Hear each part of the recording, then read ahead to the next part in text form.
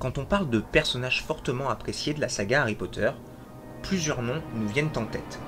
Minerva McGonagall, Molly Weasley, Remus Lupin ou encore Severus Rogue, pour n'en citer que quelques-uns. Concernant ce dernier, beaucoup de fans l'ont mis sur un piédestal, comme j'ai pu expliquer dans une de mes vidéos, en mettant de côté toutes ses mauvaises actions au profit de sa rédemption de fin. Je me posais alors cette question, pourquoi est-ce qu'on a donné ce traitement à Rogue et pas à un autre personnage plutôt assez nuancé de la saga, Drago Malfoy? Oui, vous m'avez bien entendu, je n'arrive pas à comprendre ce qui fait que beaucoup de personnes détestent à ce point le personnage de Drago, alors que celui-ci est bien plus nuancé qu'il n'y paraît, au même titre que Rogue. Je vous propose aujourd'hui, à travers une analyse de personnage, de découvrir pourquoi Drago Malfoy est une analogie de l'éducation et des fréquentations.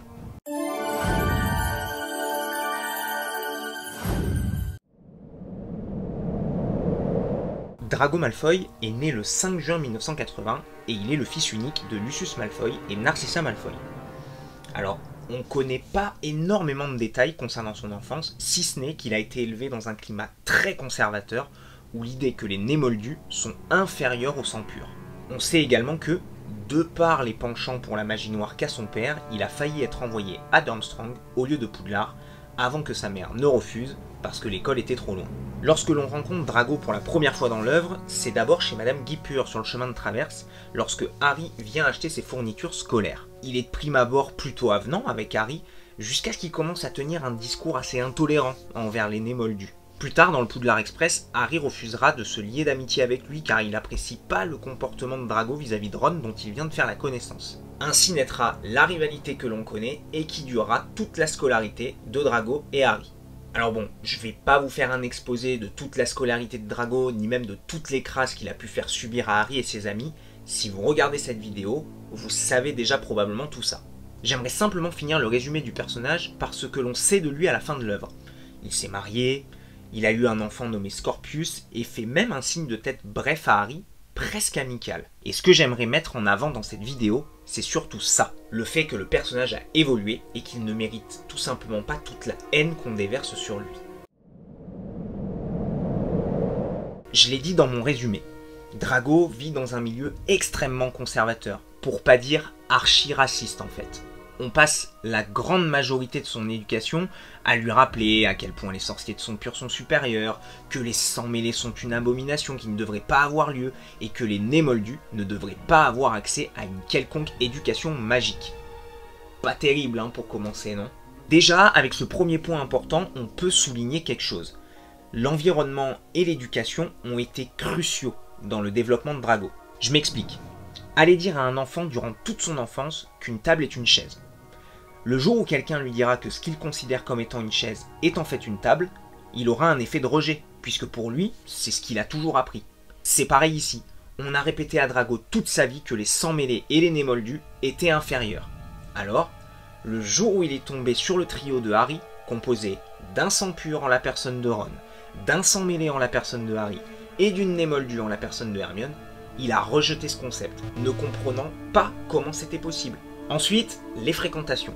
Depuis enfant, Drago traîne avec des enfants de mange-morts et autres mages noirs. Ces mêmes enfants qui reçoivent le même type d'éducation et de discours sur les nés moldus et la prétendue supériorité des sangs purs. Comment se sortir de ces idées et de ces concepts si les personnes que l'on fréquente les partagent également?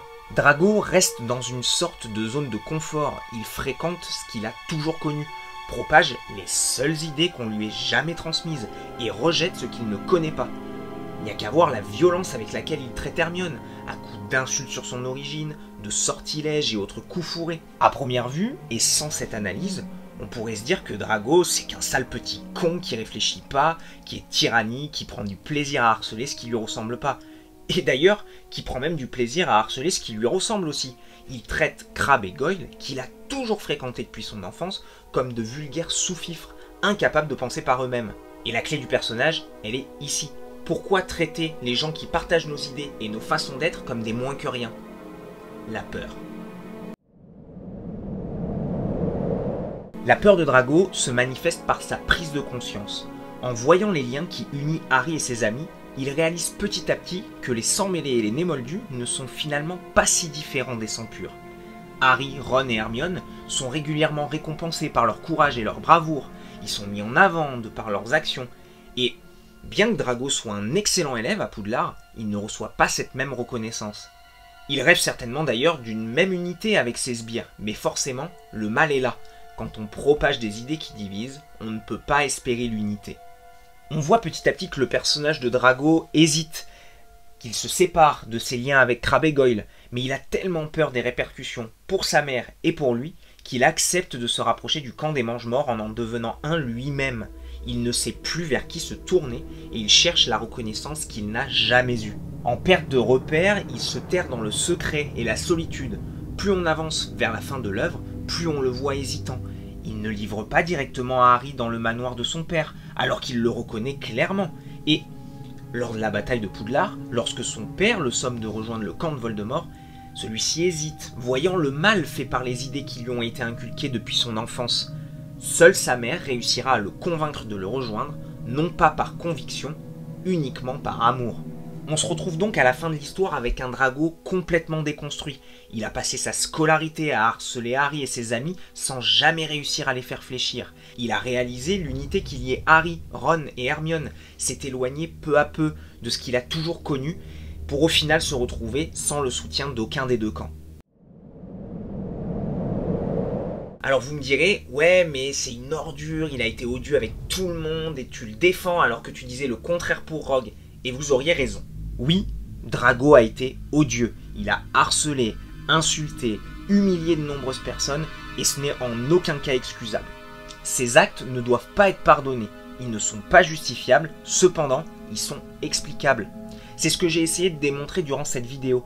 L'environnement et l'éducation ont joué un rôle primordial sur la façon d'être et de penser de Drago. Là où je veux en venir avec la comparaison avec Rogue, c'est qu'au contraire de ce dernier, Drago a fait le chemin inverse. D'abord harceleur avant de se rendre compte du mal qui a été fait et de réaliser ses erreurs. Là où Rogue n'a cherché qu'à se venger sur les enfants de ceux qui l'ont harcelé étant jeune. Drago a mûri durant sa scolarité et on pourrait presque dire que Poudlard lui a fait le plus grand bien. Sortir de l'environnement sombre qu'il a toujours connu et voir ce qu'est le vrai monde lui a ouvert les yeux et permis, petit à petit, de se remettre en question et de réfléchir. Voilà pour cette analyse de Drago Malfoy, j'avais très hâte de vous faire cette vidéo, elle me tenait énormément à cœur. Quand j'avais eu vos retours sur la vidéo de Rogue, sur mon analyse un peu du personnage, j'avais déjà cette vidéo sur Drago en tête et quand j'ai vu vos retours, j'avais très hâte de vous livrer cette vidéo.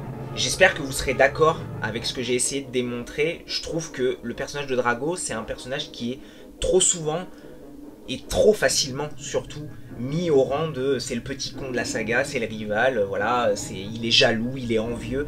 Je trouve que c'est plus complexe que ça et c'est ce que j'ai essayé de démontrer durant cette vidéo. Je ferai d'autres analyses de personnages comme celle-ci, mais plus sur des personnages nuancés comme Dumbledore, ce genre de choses-là. Je trouve que c'est vachement plus intéressant à traiter. Comme d'habitude, n'oubliez pas de vous abonner, de laisser le pouce, de partager la vidéo, ça fait toujours plaisir. On se retrouve très bientôt pour une prochaine vidéo. C'était Alexandre de Potter+. Mon père en entendra parler. C'est une menace. Professeur Maugret. C'est une menace.